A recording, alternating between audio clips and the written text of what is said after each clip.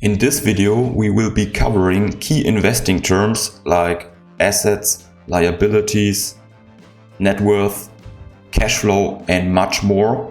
And I will tell you how knowing this will make you a much better investor. Stay tuned. My name is Hamann from H2 Intel, helping you succeed with investing.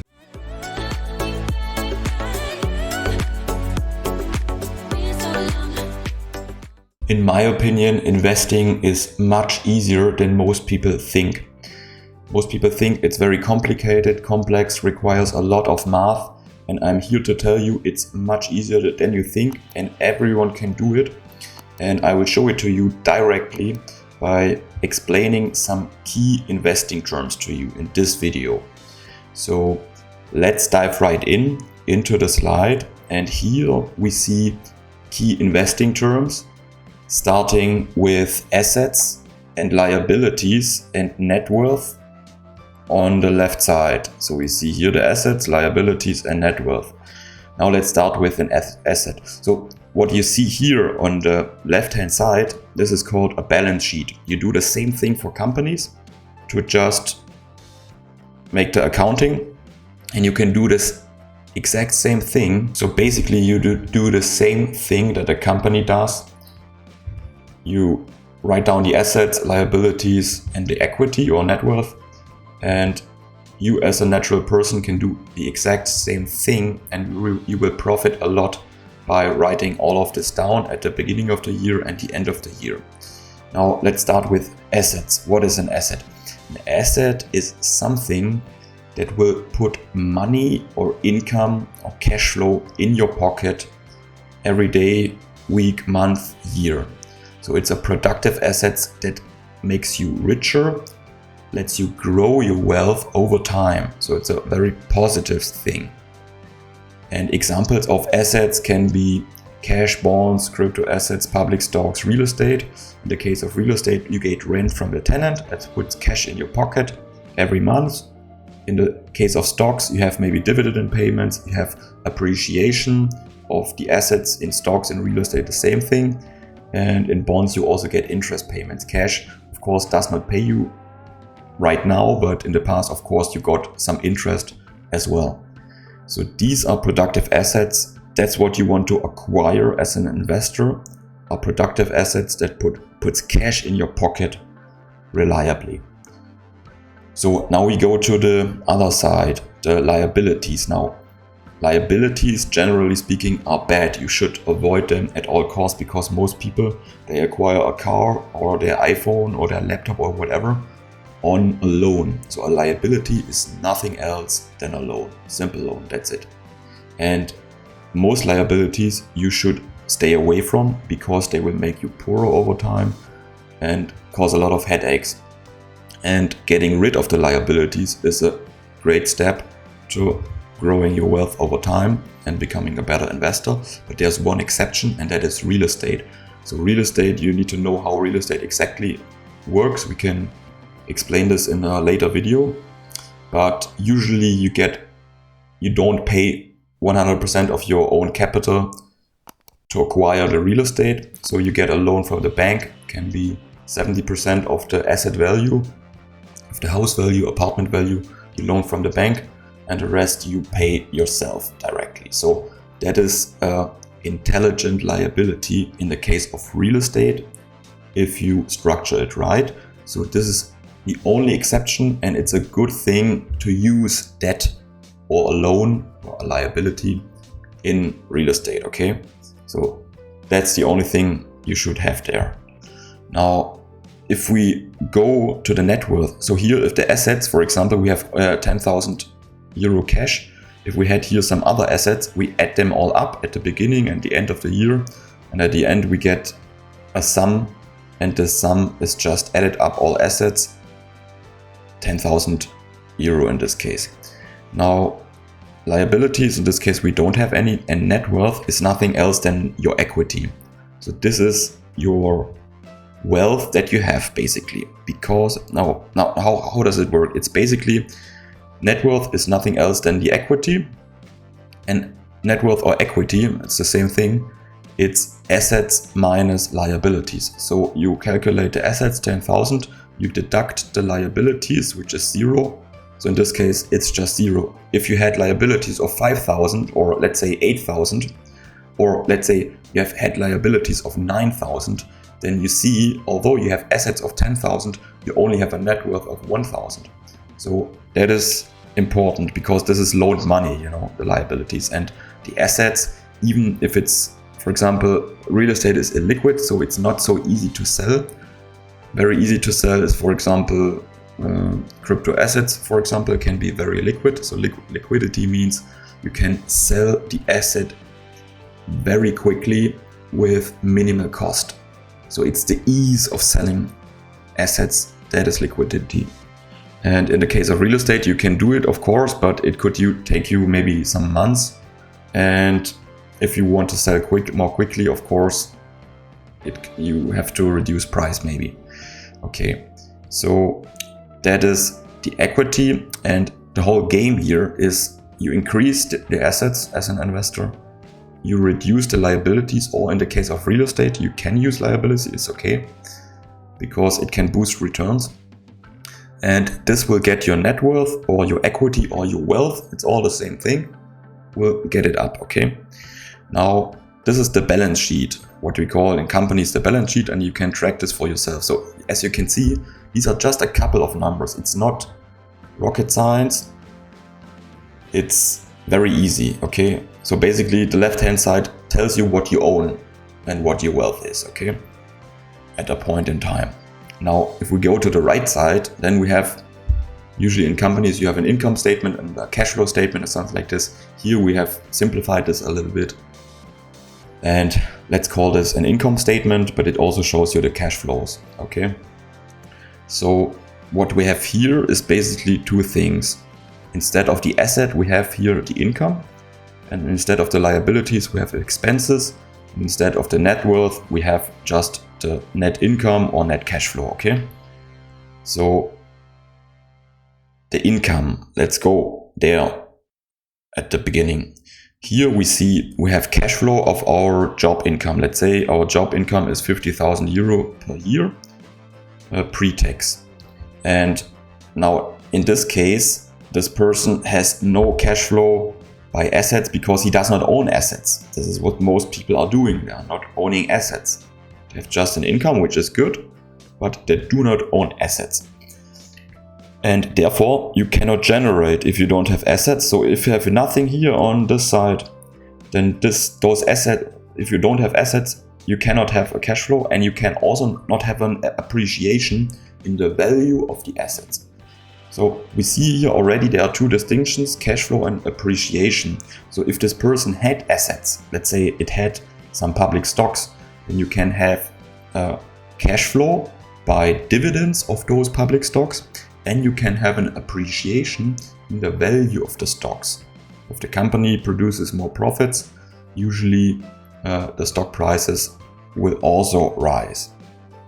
And here we have basically this distinction between cash flow income and appreciation income. Cash flow means this is real cash that is put into your pocket or into your bank account. Real money that you can spend right away or reinvest or whatever. And appreciation is just on paper in the first place, but it's nonetheless very real income. So the total income is just the cash flow income and the appreciation income. Okay, so in this case, we don't have appreciation income, we just have cash flow income, not from assets, but from the labor, the energy, the time this person puts in the job. And there you can have an income. So this is the total income of 50,000 in this case. Now let's go to the expenses. It's all cash flow, and I would highly recommend write this stuff down. It's just a few lines. It's not very complicated. It's just some numbers, basic math. But this stuff right here is so damn powerful. You cannot believe it. If you do this, and if you do this regularly, you can just do this maybe once per year or once per quarter or something like that. Or just at least once. And if you have figured this out, you already have a very good idea where you spend your money, where's your income coming from, if you own assets, if you don't own assets, if you're in debt, if you're not in debt. And you see all problems at one glance it takes.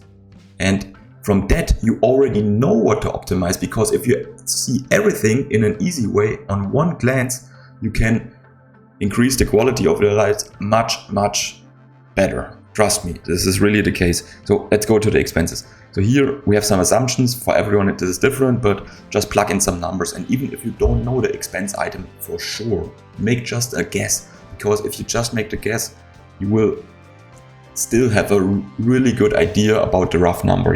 It's not about getting it perfectly, it's just about getting it roughly right. And this gives you a lot of clarity. So here we have maybe 6,000 of rent per year. And we have some expenses, maybe car, groceries, restaurants, whatever. For you, this can be maybe different categories and different numbers. It doesn't matter. Just plug in your numbers. And we also see, so these are just typical expenses probably most people have in some way.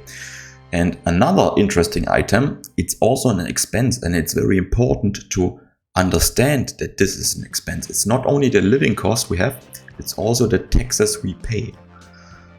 So this reduces our purchasing power. And as you can see, it's 22,000 euro here in this case, at a tax rate which is probably typical for a normal employee of 45%.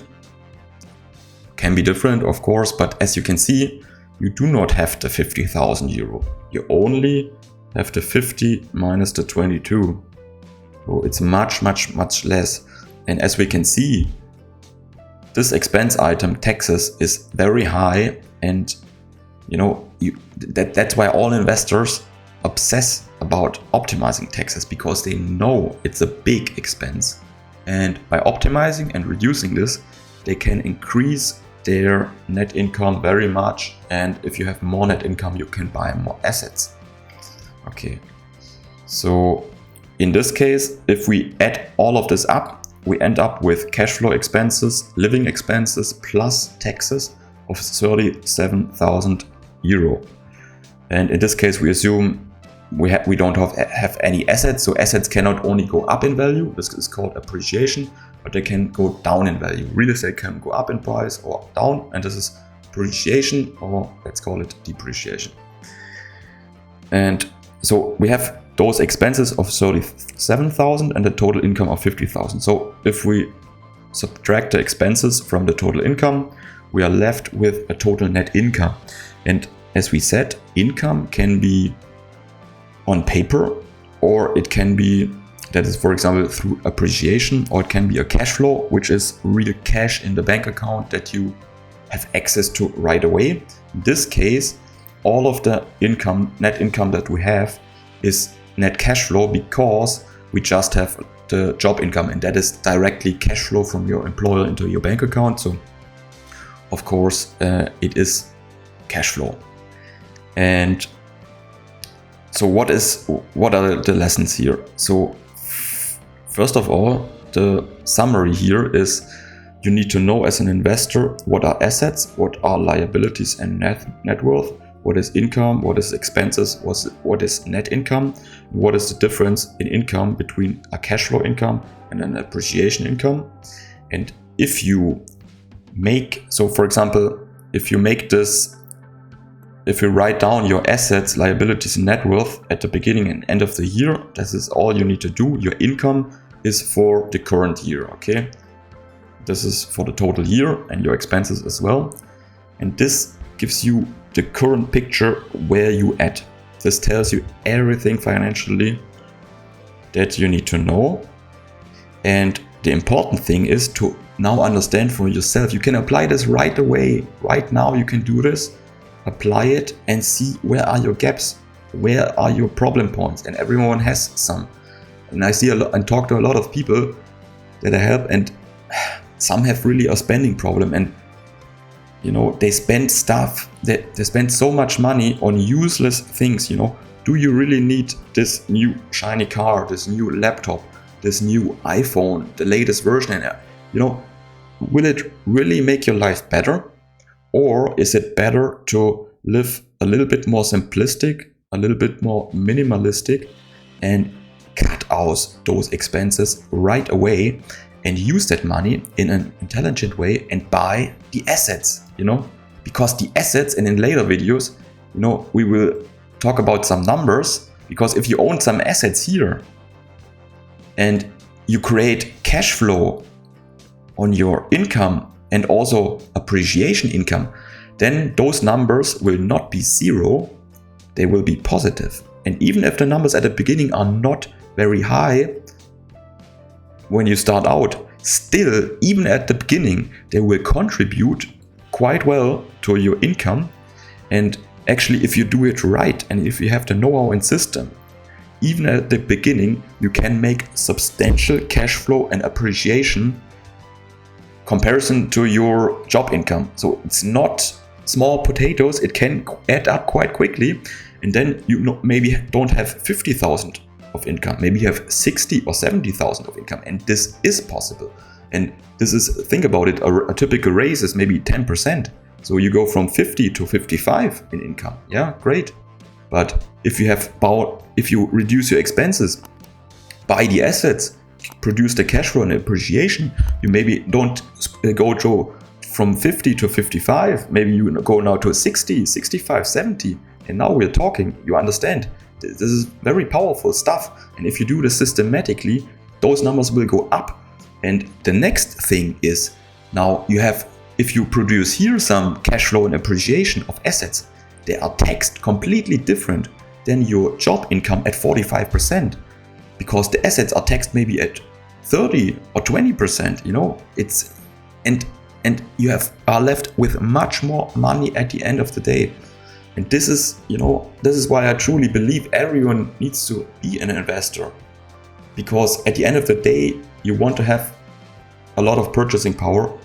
And if you have more purchasing power, then you can buy a nice vacation, then you can buy a nice laptop that makes you more productive and so on, but if you're not there yet, I would really reduce the expenses and buy the assets. Of course, 1 year, 2 years, you have to live a little bit more modestly, but at the end of the day, your wealth, your net worth will go up over time, your cash flow and income will go up over time. We will feel much, much better. That's my experience. That is what I tell my clients as well. And they get tremendous results just by these basics. Understanding some basic terms, have everything on one picture with basic math, improve it, optimize it, and see the results. I hope this was helpful to you. Until next time, see you.